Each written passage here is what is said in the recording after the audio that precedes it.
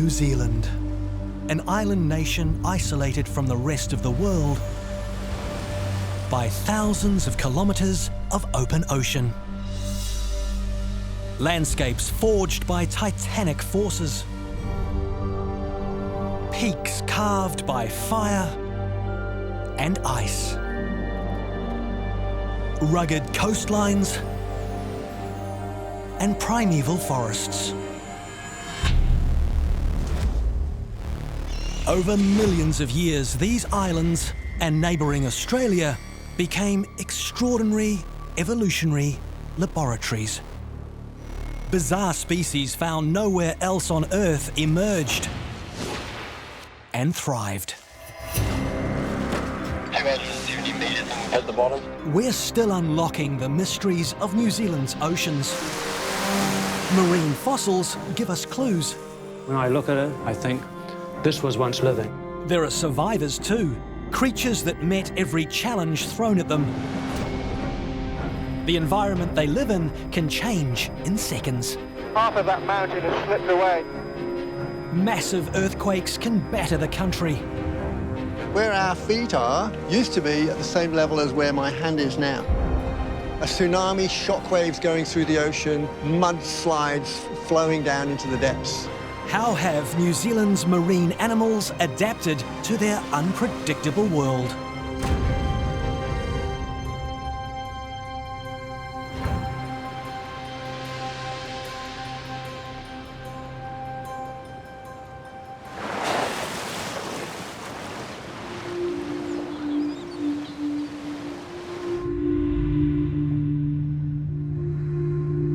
Kaikoura is located on the east coast of New Zealand's South Island. Massive geological upheaval has created this landscape.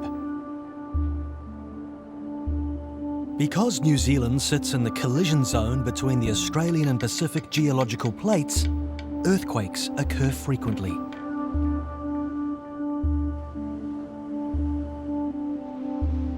Every rise on the shoreline is the consequence of an earthquake uplifting the land.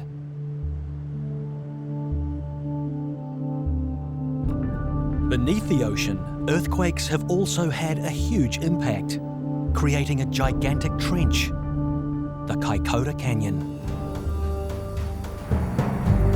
60 kilometres long and up to 1,200 metres deep, the canyon leads to a channel that meanders for hundreds of kilometres, splitting the ocean floor. Today, it's one of the richest seabeds in the world and a wildlife haven. Marine ecologist Sharon Goldstein and geologist Julian Thompson regularly visit Kaikoura to check how seismic activity is affecting wildlife. By monitoring fluctuations in animal populations, scientists can gauge the health of an entire ecosystem.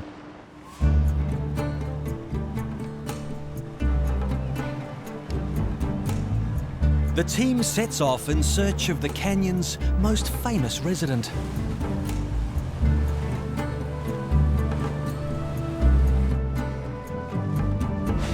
Sperm whales are the world's largest toothed predator. Their primary food source is deep-sea squid.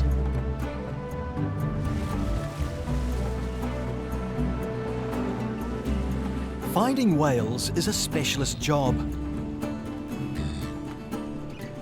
Roger Williams from local company Whale Watch uses a hydrophone, a directional microphone with a conical dish to focus sound.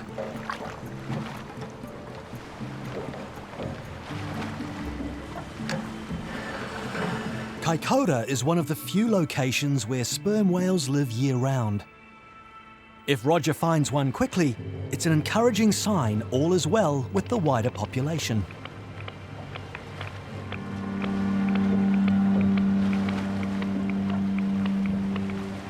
Okay, Mike. He's clicking away nicely.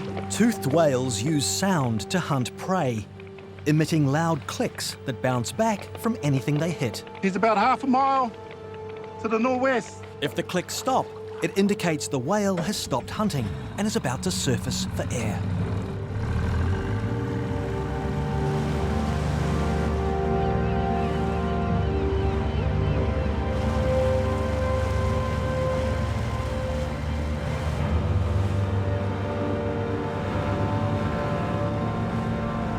There it is.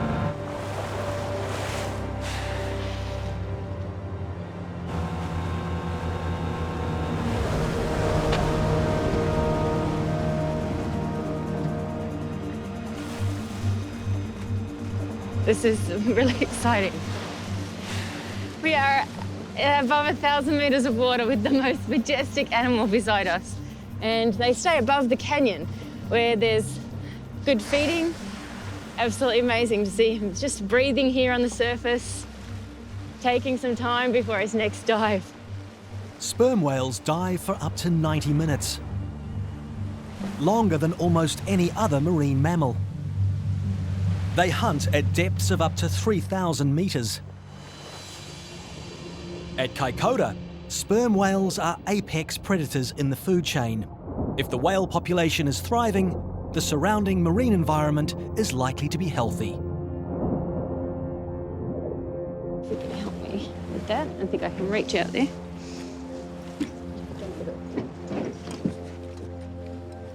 The basis of the rich food chain here is plankton, small creatures carried along by the ocean's current. We're going to do a plankton tow. So we'll just attach the net to the boat. We're going to capture the microscopic organisms that are in that surface water. So if they're not here, then the rest of the food chain collapses right up to the large whales that are so unique around this area.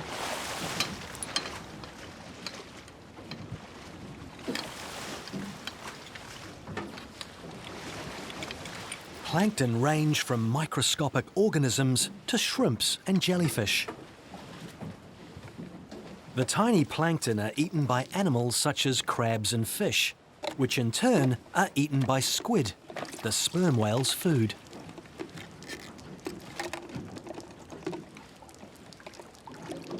This is a fantastic sample we've got here. It's full of life. The food chain looks like it's in good health. So if this stuff's in good condition, then we can see why the larger animals are also in good condition and doing well.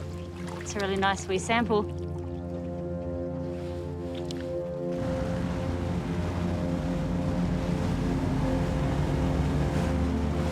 Movement of the Earth's geological plates doesn't just create ocean trenches, it also forces rock upwards.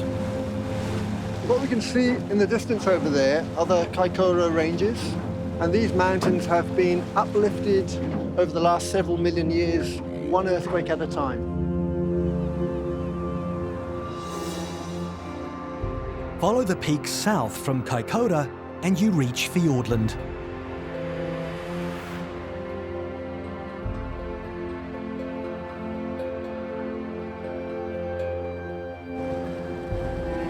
Scientists here are exploring a very different marine environment.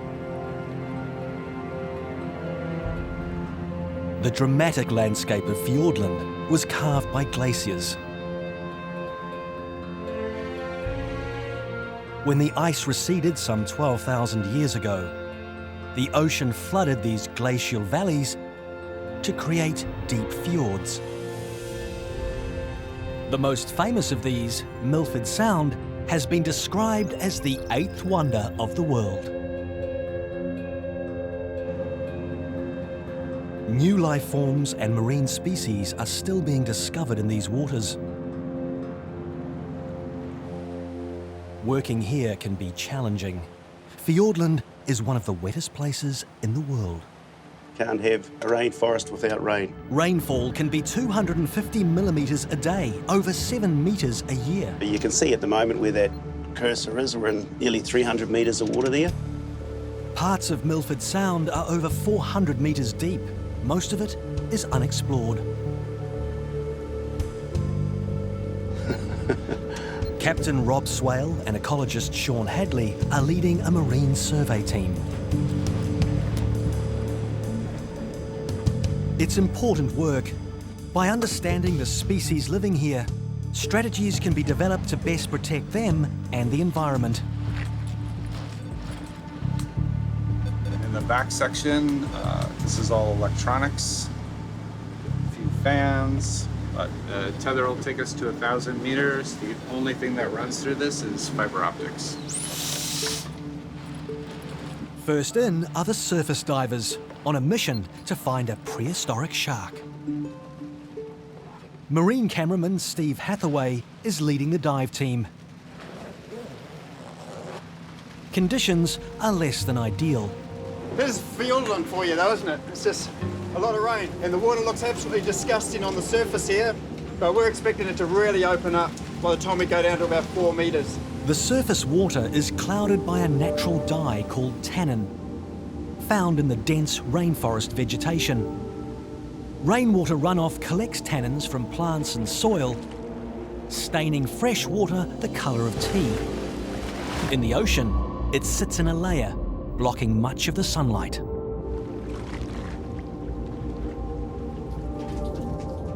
When you're down a little bit deeper and you look up, you've lost some of the colours from the colour spectrum.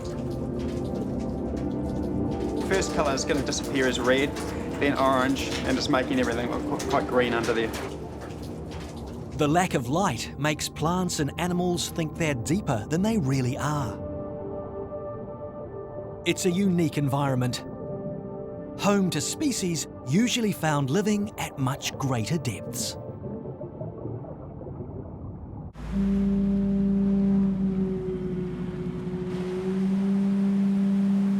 Water flooding off the mountains of Milford Sound constantly changes the underwater environment. With so much recent rain, the water is particularly murky. We're still discovering what lives in this unique habitat, but the divers have been warned large sharks are present.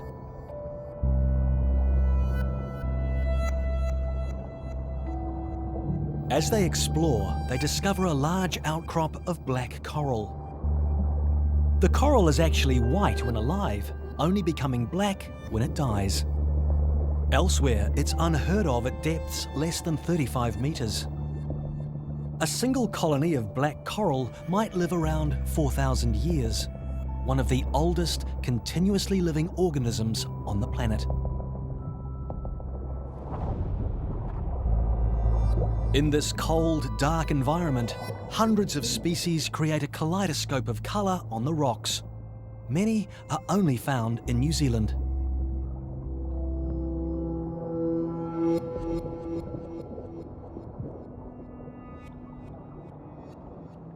Sea anemones look beautiful, but their tentacles are lethal.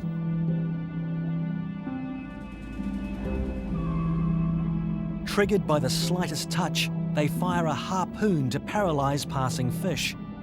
The tentacles then guide the victim into the anemone's mouth.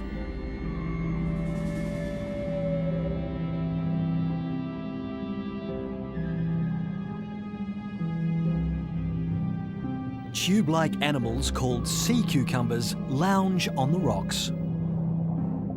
They're relatives of starfish and are first seen in the fossil record some 400 million years ago. Like earthworms on land, they feed on tiny particles, breaking them down into even smaller particles for bacteria to feed on.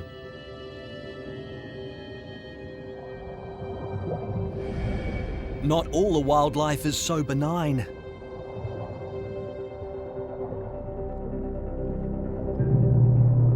Deep below is a seven-gilled shark, a species known to attack divers. For me, one of the stars of the show down here is seven-gilled sharks. They're very prehistoric looking. And I think one of their tactics for catching food is using ambush. They'd actually sneak up on us and all of a sudden they'd come from behind you and just shoot past. Most sharks have 5 gills. However, as its name suggests, this ancient species has 7. They evolved 145 to 200 million years ago and today remain virtually unchanged from their ancient relatives.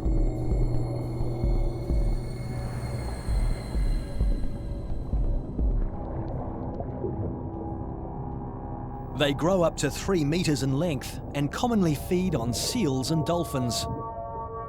Divers need to be wary of them. 7-gill sharks are stealthy hunters, making very little movement until dashing into strike.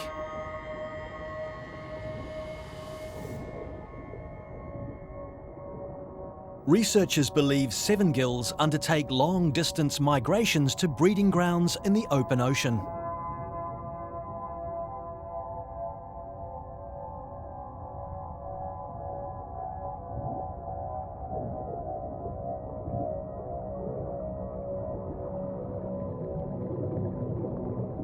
Above water, weather conditions are rapidly deteriorating.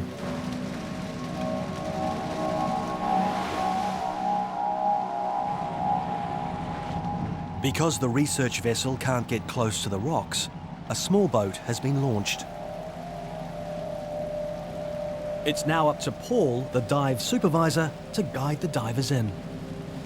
Okay, so it's too windy here at the moment. We've got 40 knots plus. We're going to transfer them back onto the boat further down the fjord.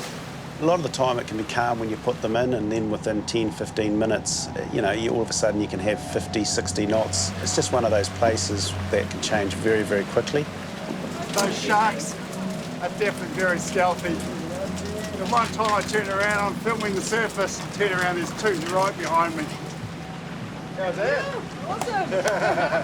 Your first 7-gill sharks, eh? Incredible. A lot of people get quite relaxed around them, and probably too relaxed when you've got an animal that is known to pack attack seals. If you can catch a seal in the water, you're a very, very capable animal. With the divers safely back on board, remote-operated cameras can be lowered. The fjord is 400 meters deep. Nobody knows what they'll discover. So you can see here, we're right even against this wall here, we're in 300 meters. And, obviously none of this has ever been explored before.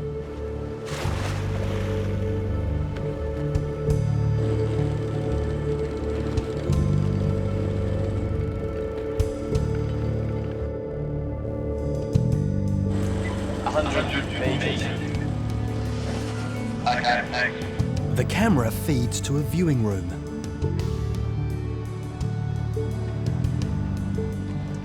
That's 240 there.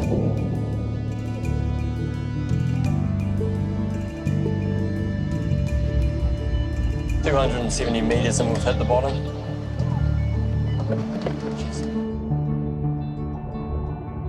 Wow. There's a lot of fish down there considering 275 meters there. Oh, these are very deep water species. Oh, look at that. Look at that. It'd be interesting with that dark water layer, what would be the equivalent in a normal ocean, whether that's 800 meters deep or something. Like these species are living a lot shallower than normal. These fish are rat tails, a species that existed alongside the dinosaurs. Rat tails are usually found at depths of over 4,000 meters. Here, they live at 200. Like many deep-sea fish, their large eyes are very sensitive. Rat tails have chemical receptors on their head and lips, which are used to locate food. They aren't fussy eaters and are happy to feed on anything from worms to carrion.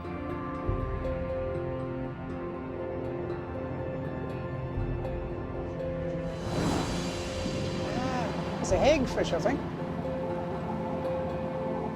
Hagfish are as ancient as rat tails. They're another living fossil.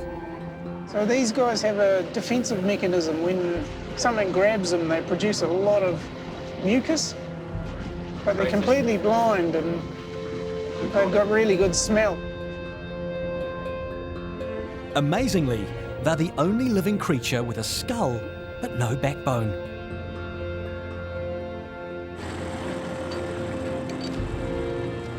Very little is known about many of New Zealand's deep-sea creatures, which makes surveys like this all the more important. With the boundaries of deep-sea exploration being pushed ever further, it's likely new species will be discovered.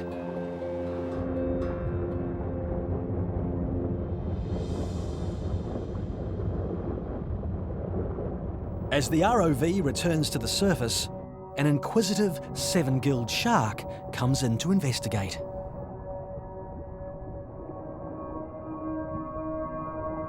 At the same time these sharks shared the ocean with dinosaurs, another voracious predator roamed the marine world. In New Zealand, only fossils of this creature exist today. But in Australia, a population still lives in the warm environment. Here, the waters are tropical, just as they were in New Zealand before the country started slowly drifting south. Northern Australia is known as the Top End, a vast area of marshes and muddy estuaries, and renowned for its massive saltwater crocodiles. It's also home to a giant prehistoric fish.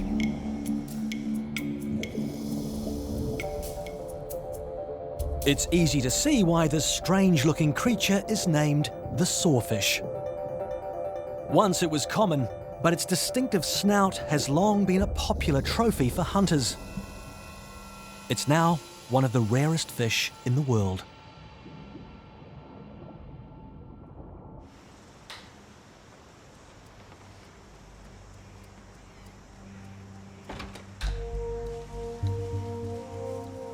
The Northern Territory Wildlife Park is home to captive sawfish.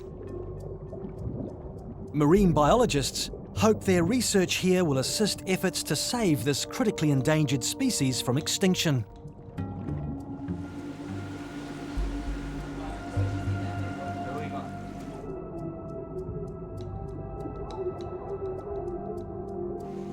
Shale Martin manages the facility for the Parks and Wildlife Commission. So sawfish are really fascinating. They're a draw card species to our aquarium. Because of their size and their unique features, sawfish are also amazing from an evolutionary perspective. They're roughly halfway between a ray and a shark. Like sharks, skates and rays, sawfish have a skeleton made of cartilage. It's lightweight but strong, allowing these fish to grow very large. The sawfish snout looks as if it's armed with teeth. In fact, the teeth are sharp scales. When it detects prey, the sawfish attacks and kills by thrashing its jagged snout from side to side.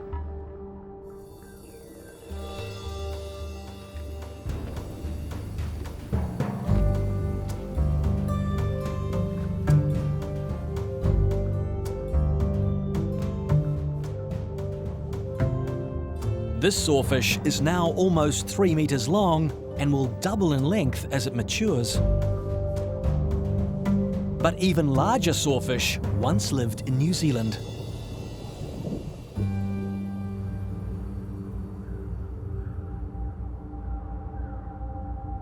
The fossil record reveals that Onchopristis, a giant sawfish, grew up to 8 meters long. They lived between 145 and 65 million years ago. Their eventual decline led to the evolution of today's marine giants.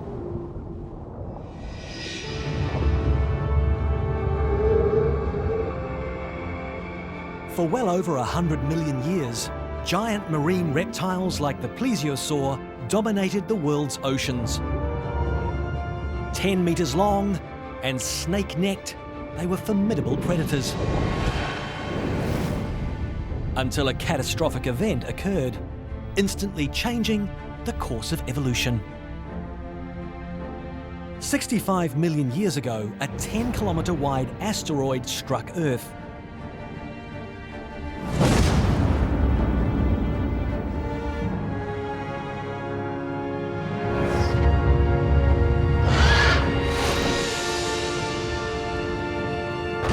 The resulting climate change event contributed to the mass extinction of dinosaurs.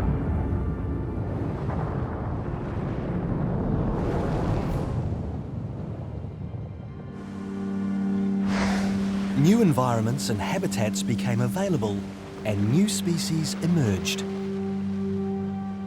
One such group was whales.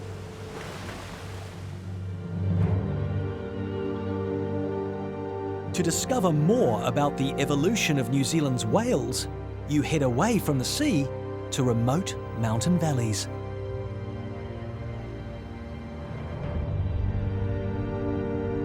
The Waitaki region of the South Island is a world-renowned fossil hunting location.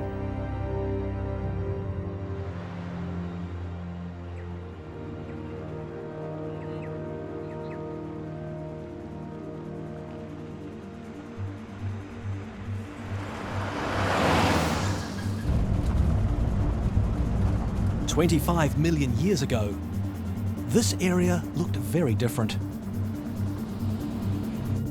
Most of New Zealand had sunk beneath the ocean. Only a few small islands remained above the waves.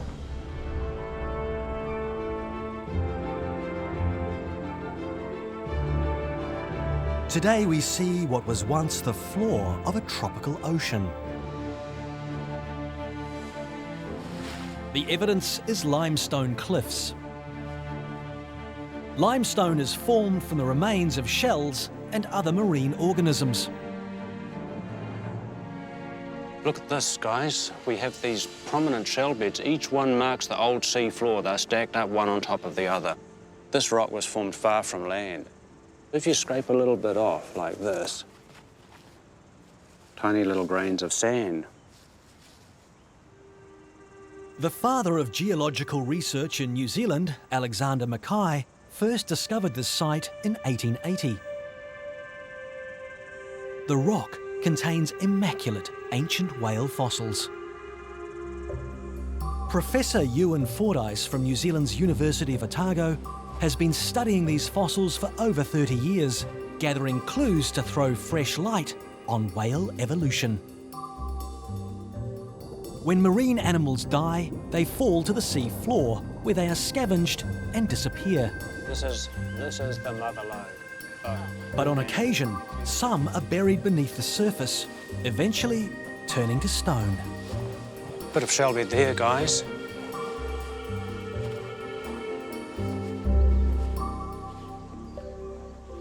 Aha. This is what we really want. It looks like bone. Actually, there's some there and here. I'll bet these are jawbones, actually. It's got the characteristic oval shape, and it looks like the other jawbone is right next to it. So this is what we want. So how much rock are we going to have to take off? Half a cubic metre, not much.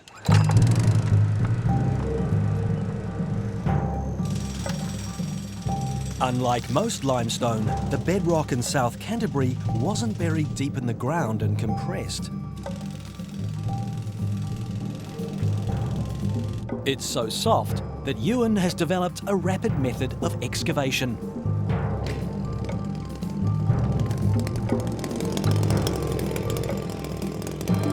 Cutting into the rock with a chainsaw. To make sure he doesn't damage it, Ewan leaves plenty of room around the fossil. Very occasionally, entire skeletons are found. But on this occasion, as the rock is cut away, only small pieces of skull are revealed.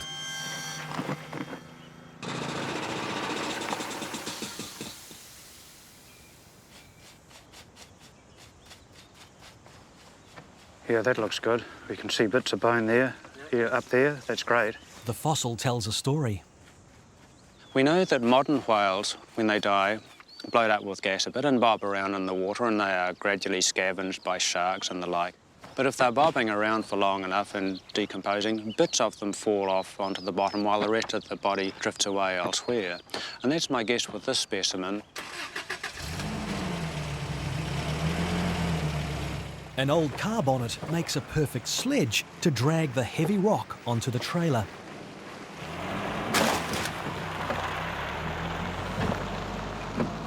Whoa, stop! After 25 million years, the whale skull departs on another journey.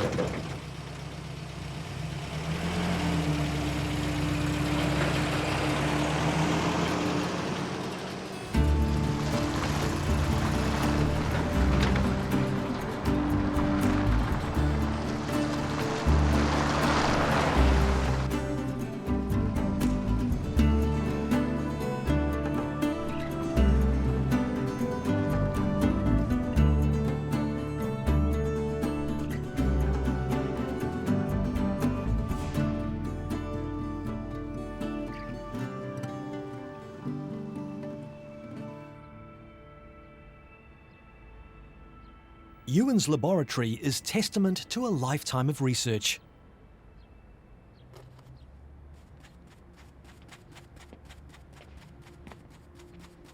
Hi, Sophie.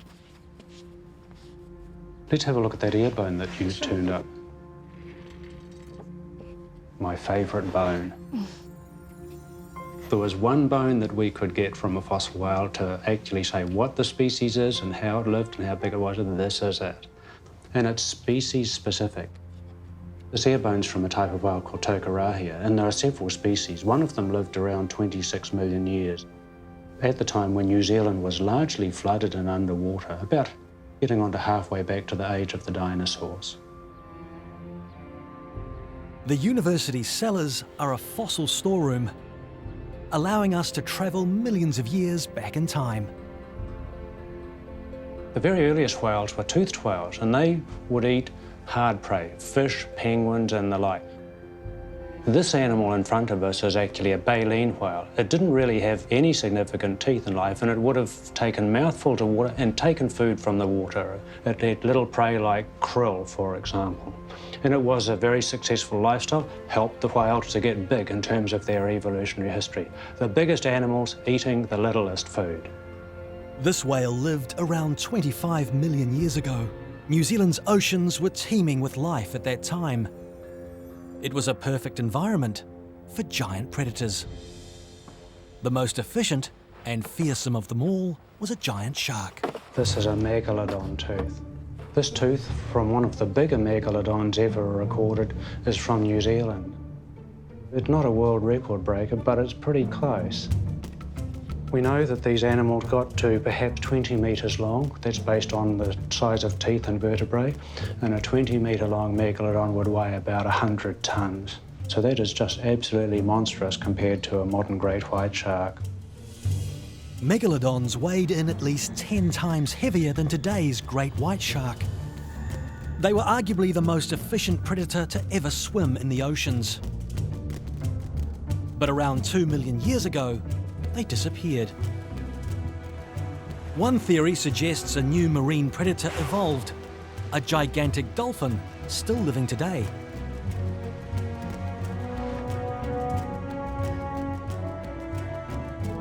Orca grow to almost 10 metres and can weigh up to 10 tonnes.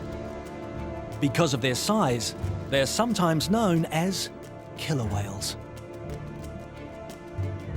They have conical-shaped teeth to catch fast-moving prey. They also have extremely efficient hearing. Yet their greatest asset may be cooperation. Orca are extremely intelligent and have learned to herd their prey together by hunting as a pack. Orca's ancestors may have competed with Megalodon for prey, and their success seems to have contributed to the decline of the Megalodon. The extinction of Megalodon may have allowed whales to evolve to become even larger than their ancestors. Today, New Zealand is a haven for whales, but they still face challenges.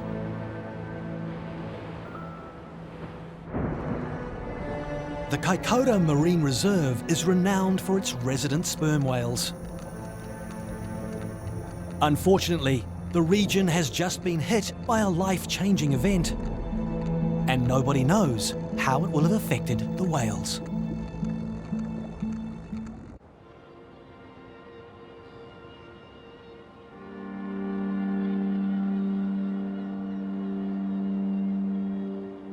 A recent earthquake in New Zealand's Kaikōura region rated 7.8 magnitude. A powerful earthquake by world standards.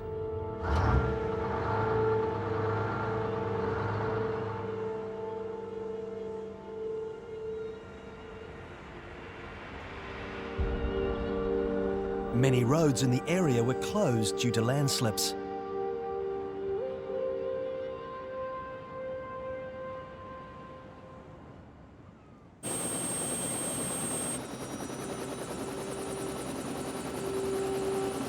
Marine ecologist Sharon Goldstein and geologist Julian Thompson are here to check how the event has impacted the wildlife. With them is specialist technician Justin Harrison.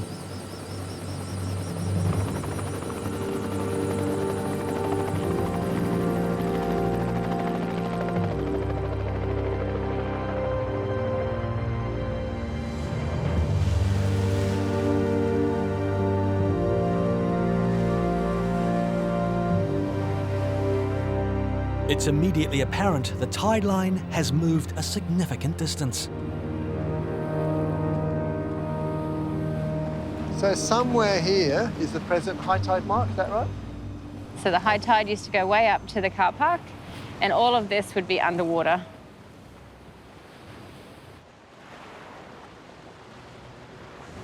As the coastline was uplifted, meters of water was being shed off these upraised areas. According to the locals on land, that was an incredibly loud waterfall of sound. When the ocean floor uplifted, many creatures were stranded.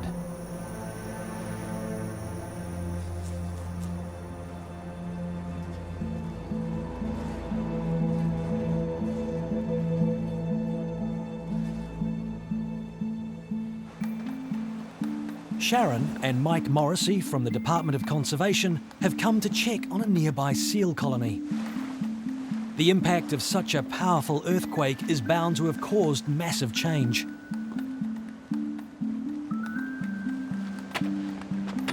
The geologists are here to measure the uplift. That's a great sight to see. They're up-ups. Yep. And they're playing.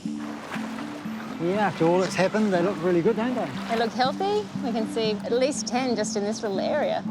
There's a lot more pups here than usual. Why do you think that is? I think it's probably because of the earthquakes and they've gone away from the places where they were normally pupping. It's hard to say until we look at those other areas, but we'll have a good idea then. Yeah.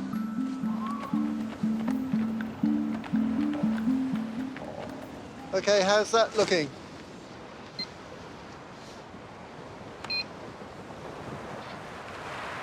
And that's about 80 centimetres. Okay. 80 centimetres of uplift in this area means that the whole peninsula came up by that amount. So this whole region has been shifted in a few seconds of time. It's a massive event.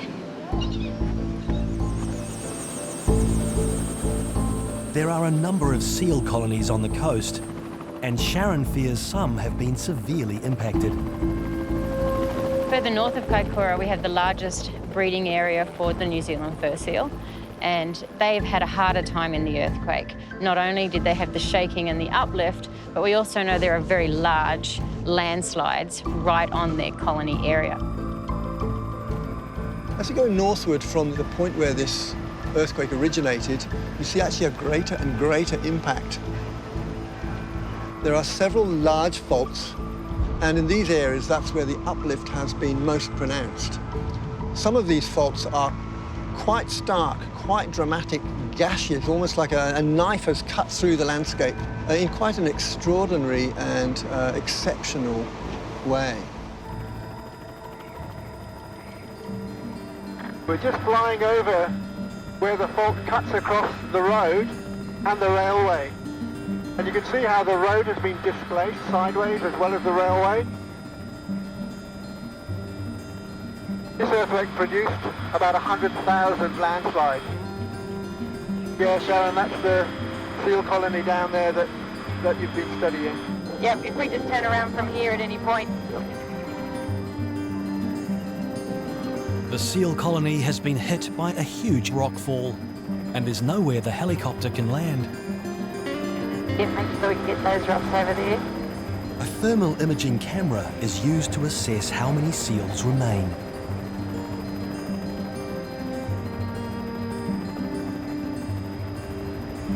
There's some lighted areas up here now. You're picking them ones up back there? Yeah, we're picking up a few rots actually. A few rots here. There's quite a lot of pups on here.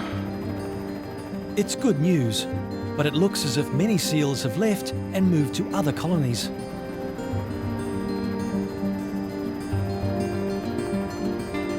Their survey mission continues northward. How's this rock here? Is that all right?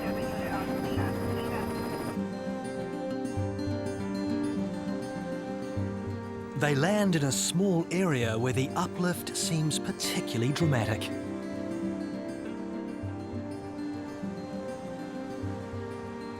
It's hard to believe that that didn't exist before the earthquake. That is the fault going through there, one of many of these faults that have crisscrossed this area. Well, the whole area has actually been uplifted, and the far side of the fault is uplifted even more. Should we go and have a look? Lead the way. It's not often that a geologist can see a new feature in the landscape just appear before their eyes like this. It's just extraordinary to be here, actually.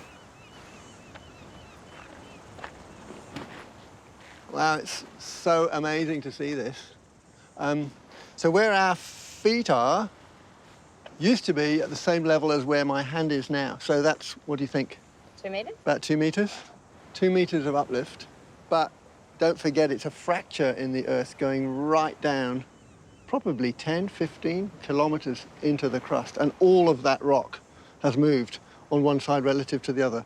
The rupture across here would have just happened in seconds.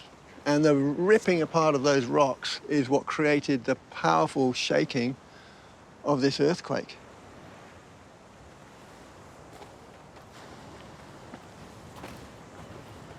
As the coastline was uplifted, meters of water was being shed off these upraised areas.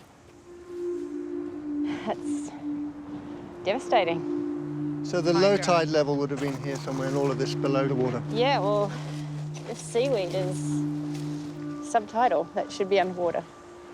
According to the locals on land, that was an incredibly loud waterfall of sound.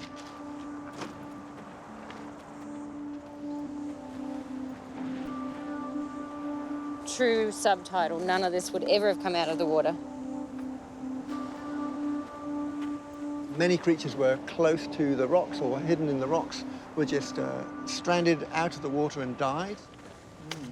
Already we can see the power shells. See the...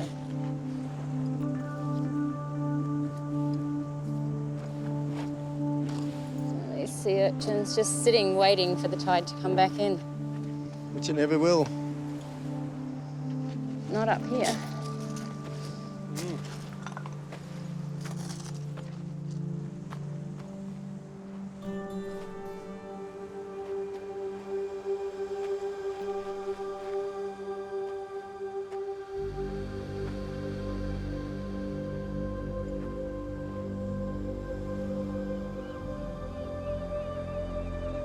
Just is it's like a moonscape.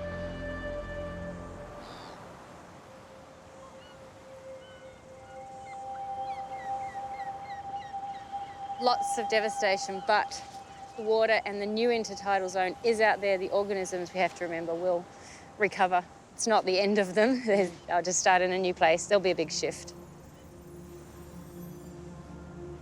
This area is a dramatic reminder that New Zealand's geology is incredibly unstable. Yet its animals are able to adapt to massive change that sometimes happens in just seconds.